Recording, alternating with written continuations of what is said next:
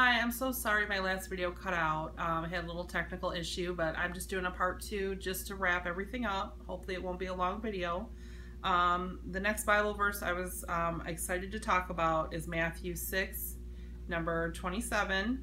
It actually starts talking about worry, anxiety, all that in number 25, but I really like number 27, which says, "And which of you being anxious can add a single hour to the span of his life?" So I take that as God talking to us and saying, worry will not make your life any longer. And also, I think what isn't said is it's a waste of time in your life, correct? Next, I have 1 John 4, number 18. There is no fear in love, but perfect love casts out fear. For fear has to do with punishment, and whoever fears is not been perfect in love. When I hear about love in the Bible, the first thing I think about is God's love for us and Jesus' love by giving himself for us so we may have everlasting life.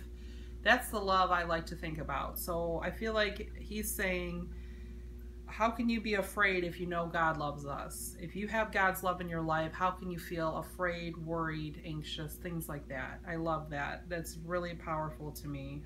God's love, once you realize how much God loves you, that he made you just exactly who you are, and all the gifts that God's given you, your life will be amazing. But to get off topic, sorry to get off topic. Next is Luke 12, number 25. And which of you, by being anxious, can add a single hour span of his life? Once again, it's just like Matthew 6:27. It's just in a different book.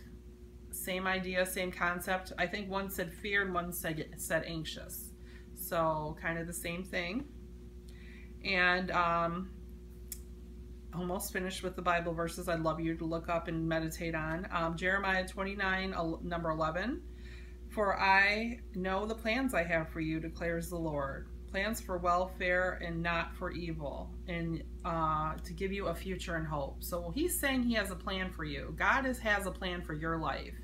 I don't think that plan contains worry, fear, anxiety. You to waste your time in his plan that he has for you that is so amazing that you're not sure of yet, possibly, or maybe you're on that path.